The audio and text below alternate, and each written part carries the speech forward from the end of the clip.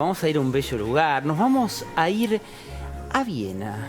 Hoy es capital de Austria, pero en el momento en que transcurre esta historia, era el centro mismo del vasto imperio austríaco. El 9 de enero de 1812 nace allí nuestro personaje de hoy, un tal Eduard van der Null. No dice nada ese nombre, ya va a empezar a decir. Desde muy joven le gustó la arquitectura, por lo cual estudió en el Instituto Politécnico de Viena.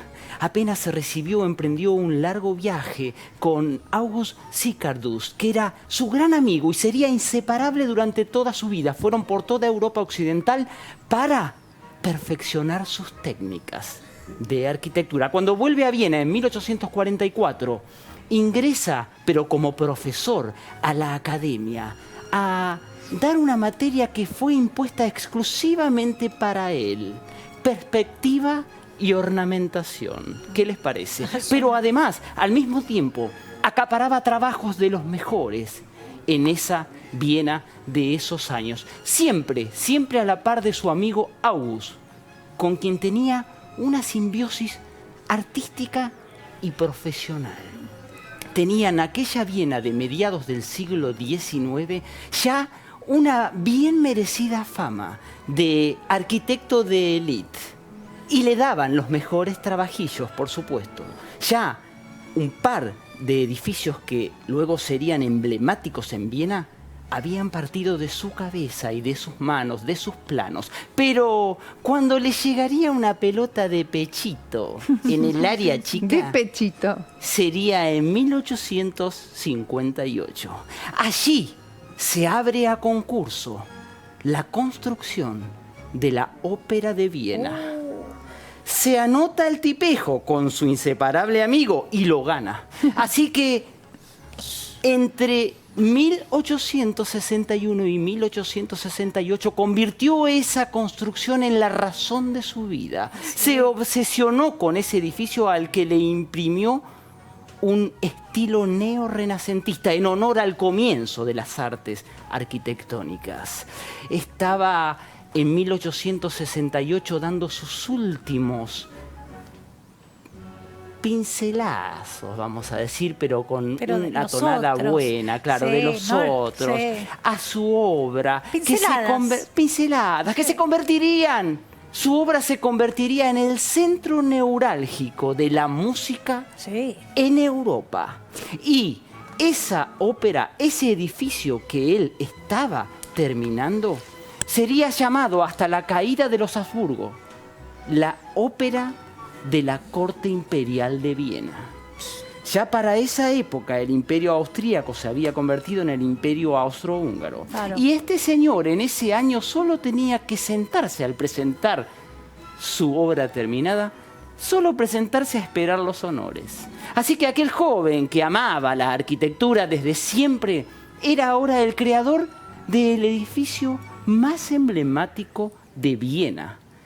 Iba a pasear su fama y su éxito por toda Europa y solo le quedaba una vida de placeres. Estaba en su mejor momento, tocando el cielo. ¿Con qué? Con el mármol con el que había decorado el interior de la ópera. Pero siempre hay un pincelazo. Este suena fuerte, que te estropea la acústica. Cuando se le quitó el velo al edificio de la Ópera de Viena, a los vieneses no les gustó. Empezaron a criticar a lo loco y dijeron que no les parecía tan grande. Una impresión que tenía lógica, porque se había levantado 1 metro el nivel de la calle justo donde se estaba construyendo la ópera y daba un efecto como de caja hundida. Claro, lo achicaron. Pero eso no fue todo. El emperador Francisco José I, casado con la famosa Sisi. Sí, la emperatriz, también se mostró disgustado con la obra y se lo hizo saber a van der Null. Al tiempo que toda la prensa difundía el gran fracaso por todo el imperio. Esto provocó una gran turbación en Van der Nul, que pocos días después tomó una decisión fatal. ¿Qué? El 4 de abril de 1864, apenas un año y un mes antes de que se inaugurara musicalmente la ópera que él había construido, Sí. se suicidó, Uh, colgándose de una soga.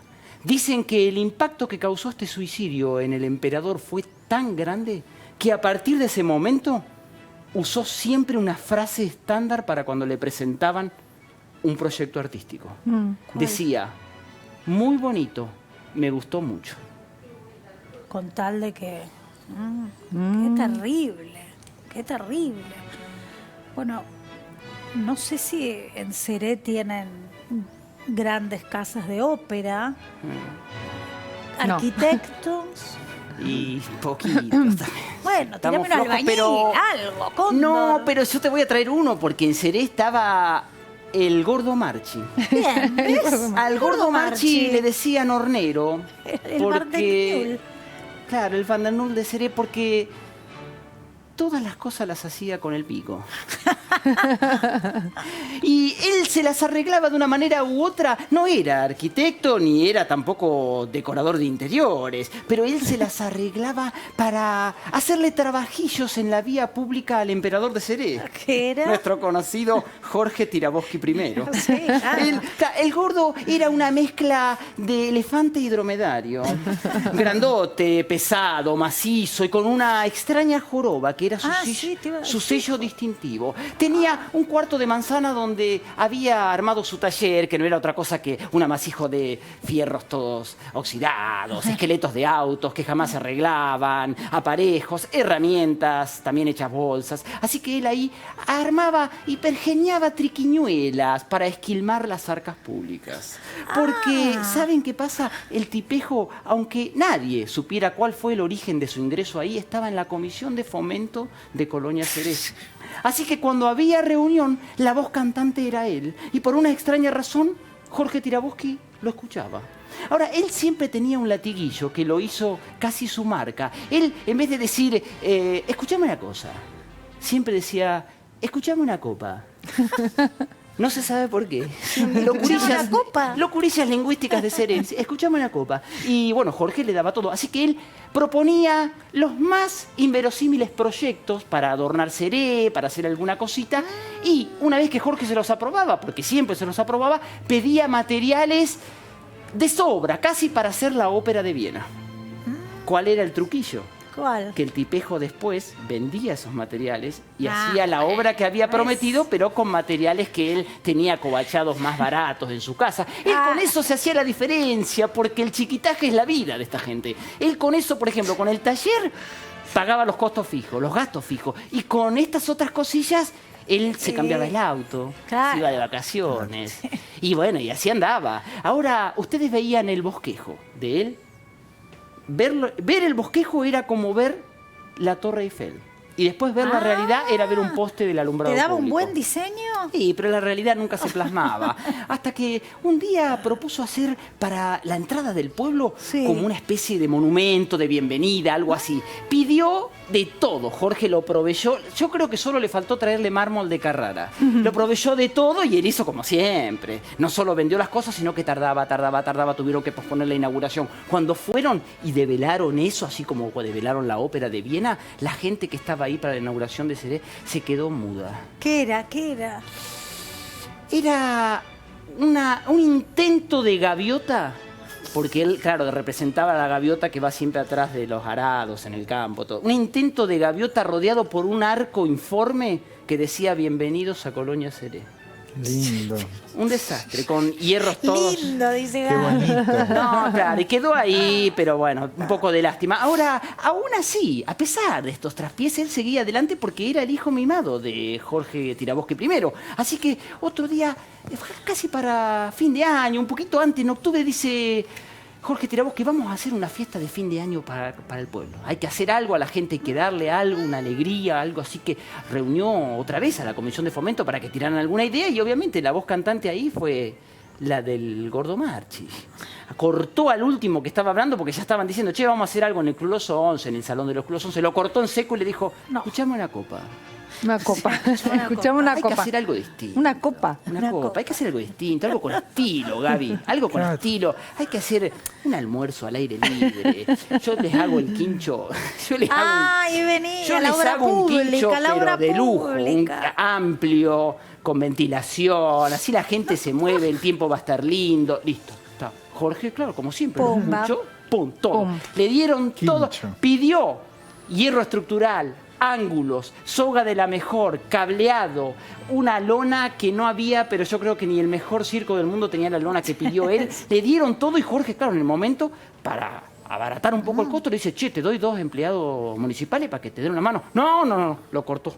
No, a mí déjeme solo, yo no quiero gente que me estorbe porque yo me inspiro mejor solo. Claro, él así cambiaba todo. Me inspiro. Claro. Así que llegado el día, ya cuando se aproximaban las damas católicas y las primeras copetudas para el almuerzo, porque que toda la fiesta estaba preparada, ya vieron eso y era bastante parecido a lo que había prometido el Gordo, pero en el fondo era como la casa del primero de los 3 cerditos. Porque el Gordo había hecho las de él. Había vendido todos los materiales caros y buenos, porque hasta había pedido palos de quebracho para hacer la estructura principal. Las había vendido todo y había hecho, por ejemplo, con unas cañas tacuaras, había reemplazado los estandartes esos, había puesto en lugar de la lona cara que le habían comprado, bolsaje arriba. Había puesto unos caños viejos que él tenía en el taller y los había cubierto con bolsa, esas bolsas tan blancas, que con eso ya más o menos... Ahora, cuando los primeros mamados que empezaron a llegar se apoyaron un poquito en la caña, ya quedó en falsa escuadra ese quincho. Pero así todo, arrancó el almuerzo. Y cuando estaba el viejaje a mandíbula batiente, en ese momento se vino una tormenta de verano, de esas tormentas de diciembre, Gaby, que te parece que se va a terminar el mundo y en media hora pasó todo. Salió el sol. Sí, pero... ¿Pero qué pasó? Claro.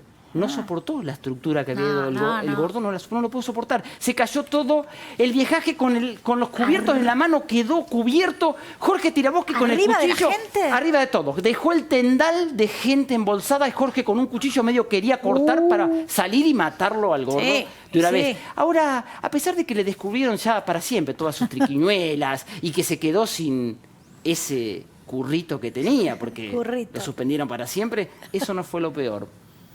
¿Peor que eso? ¿Que se cayó la estructura encima? Y sí, pero lo peor fue que a partir de ese día ya no le dijeron más ni gordo ni hornero.